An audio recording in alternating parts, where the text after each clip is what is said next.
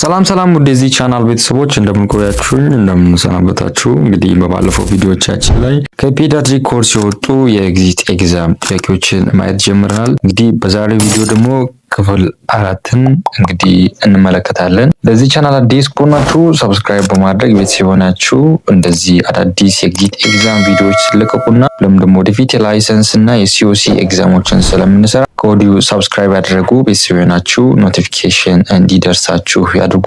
እንግዲህ ቀጥታ ወደ ተዘጋጁ ጥያቄዎች እንሂድ። A 3-year-old child was brought to health center for vaccination aspirated coin while playing. What is the next most appropriate nursing intervention to be done for this child? A. Give artificial respiration. B. Dislocate the coin with little finger. C. Perform Heimlich maneuver. D. Refer the child to ኒርባይ ሆስፒታል አርጀንትሊ ይለናል። እንግዲህ እድሜው 3 የሆነ ህጻን ልጅ ነው። እንግዲህ በሚጫወትበት ጊዜ ኮይን ወይንም ሳንቲም እንግዲህ አስፓይሬት አድርጓል ወደ አፍ ውስጥ ገብቷል። እንግዲህ ስለዚህ አኪዩት የሆነ ፎሪን ቦዲ ኤርዌይ ኦብስትራክሽን እንዳለ ይነገረናል። ስለዚህ ቾኪንግ ኢመርጀንሲ ነው። ሶ ትክክለኛ መልሳችን የትኛው ነው የሚለን እንግዲህ እናንተ ፓውዝ አድርጋችሁ ለመለስ ሞክሩ። ምርጫ ላይ ጊቭ አርቲፊሻል ሪስፓይሬሽን ይለናል። ሶ ይሄ እንግዲህ ቾኪንግ ነው ዊዝ ኦብስትራክሽን። ስለዚህ ይሄ ያለ እንግዲህ አርቲፊሻል ሪስፓይሬሽን አንሰጥም። ምክንያቱም እንግዲህ ኤር መስጠት እንኳን ብንችል ማለፊያ ቦታ ወይንም ቱቦ ያስፈልጋል። ኦልሬዲ ምን ተደርጎ ብሎኬጅ አለ። ስለዚህ ኤርዌይ ብንሰጠው እንኳን ማለፍ አይችልም። ስለዚህ ካንስል ታደርጋላችሁ። ምርጫ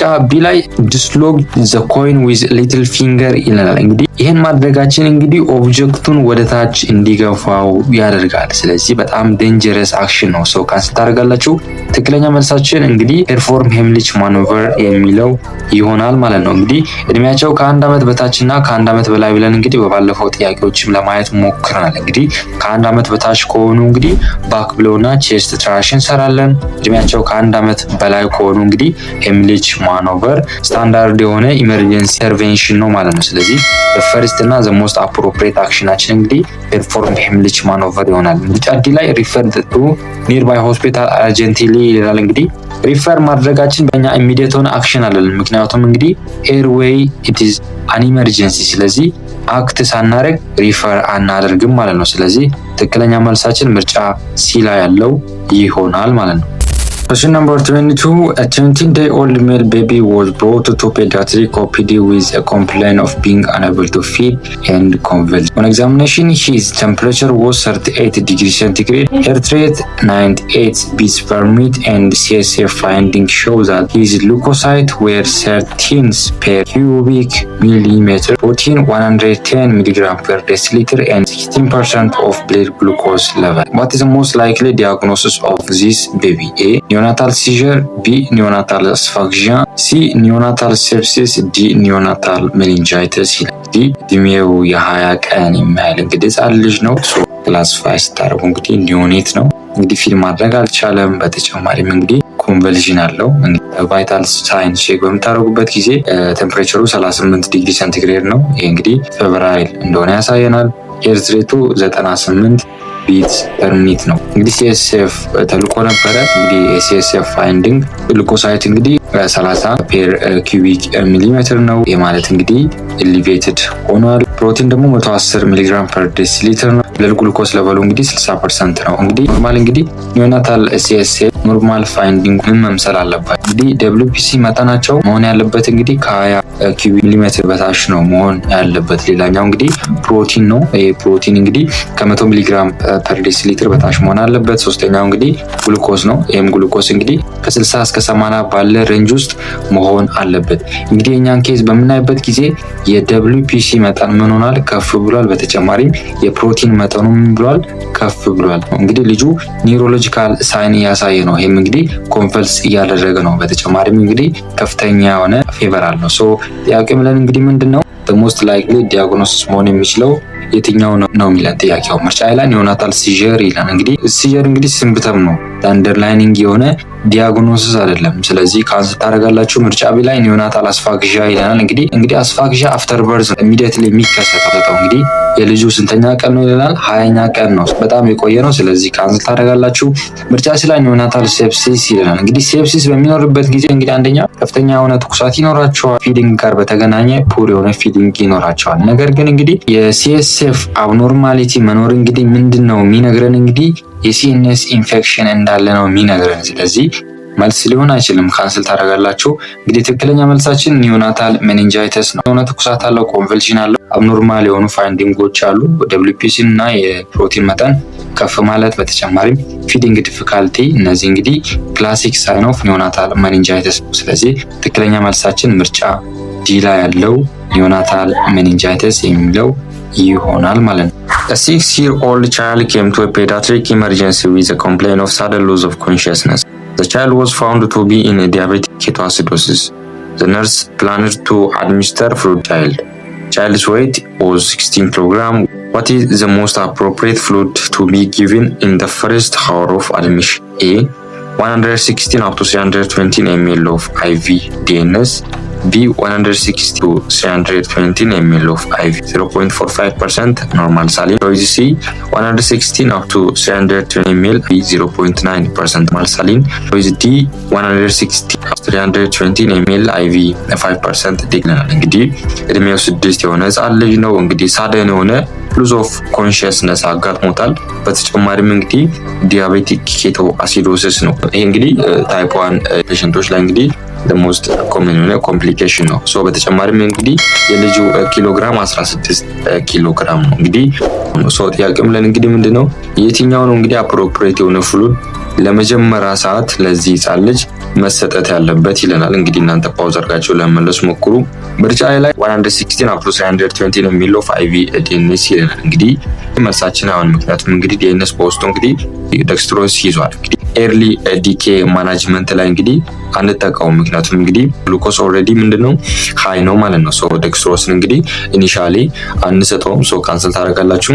ምርጫ ቢ ላይ 116 up to 320 ነው የሚለው IV 0.45% of normal saline ይለናል። ይሄ እንግዲህ ትክክለኛ መልሳችን ሊሆን ይችል ነበር። ነገር ግን እንግዲህ 0.45 ኖርማል ሳሊን ነው ያለን። ይሄ እንግዲህ ኖርማል ሳሊን ነው፣ ነገር ግን ሃይፖቶኒክ ፍሉድ ነው። እኛ የሚያስፈልገን ደግሞ አይዞቶኒክ ፍሉድ ነው። ስለዚህ መልስ አይሆንም። በተጨማሪም እንግዲህ ለሴሬብራል ኢደማ እንግዲህ ተጋላጭም ሪስክ ናቸው ማለት ነው። ሶ የመጀመሪያ ሀወር ላይ እንግዲህ ኖርማል ሳሊን ሃይፖቶኒክ ሶሉሽንን አንጠቀሙም። ሶ ካንስል ታደርጋላችሁ። ምርጫ ሲ ላይ 116 up to 320 ነው የሚለው IV 0.9 ኦፍ ኖርማል ሳሊን እንግዲህ ትክክለኛው መልሳችን ይሆናል ማለት ነው። ምክንያቱም እንግዲህ አይዞቶኒክ ሶሉሽን ነው። በተጨማሪም እንግዲህ ኢንትራቫስኩላር ቮሊዩሙን ምን ማድረግ ይችላል? ሪስቶር ማድረግ ይችላል። እንግዲህ ሾክ እንዳይኖር ደግሞ ቤስት የሆነው እንግዲህ አይዞቶኒክ ፍሉድ ነው 0.9% ኖርማል ሳሊን። እንግዲህ 116 up to 320 ነው የሚለው ከየት መጣ ብላችሁ እንግዲህ እንዳትደናገሩ። እንግዲህ ዲኬ ኦክር በሚያደርግበት ጊዜ እንግዲህ መጀመሪያው ፕራዮሪቲ መሆን ያለበት ሰርኩሌሽንን ማስተካከል ነው፣ ወይንም በሰውነት ውስጥ ያለውን ሰርኩሌሽንን ማስተካከል ነው። ምክንያቱም ፈርዘር ሾክ ውስጥ ይገባሉ። ስለዚህ አይዞቶኒክ ፍሉድ ቾይዘብል የሆነ ፍሉድ ነው ኖርማል ሳሊን 0.9%።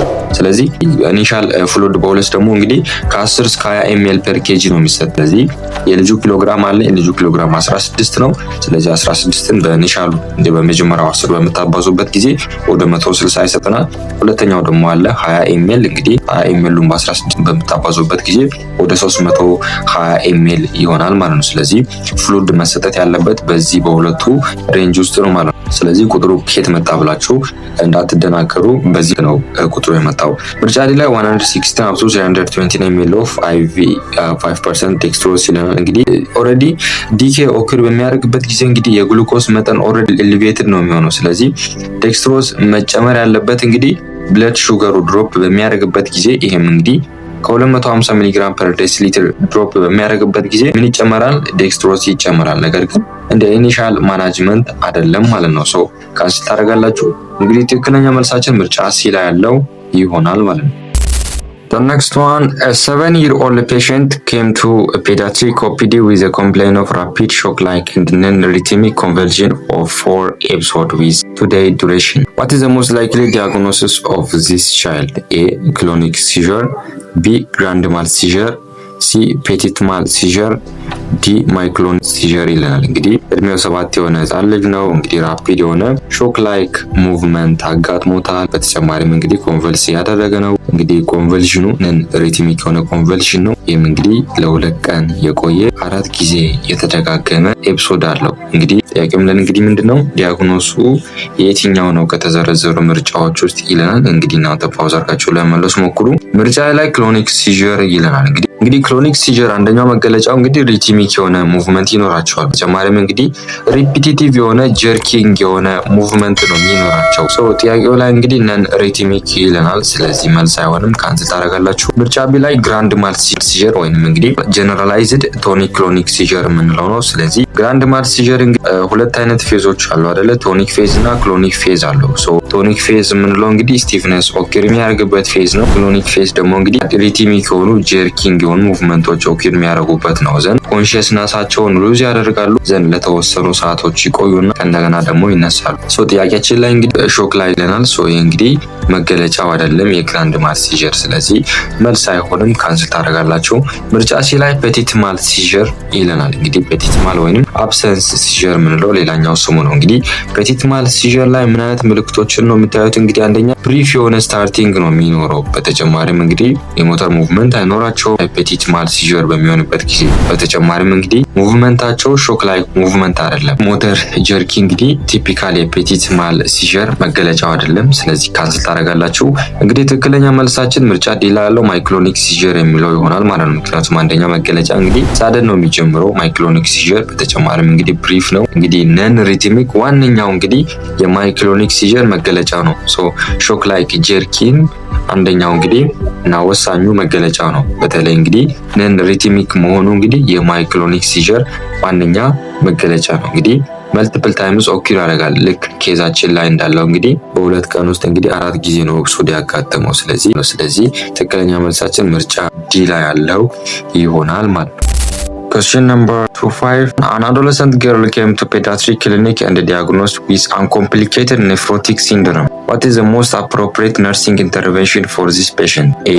Administration of prednisone. B. Administration of cephalosporin. C. Administration of cyclosporin. D. Administration of cyclophosphamide ይለናል። እንግዲህ አዶለሰንት ናት።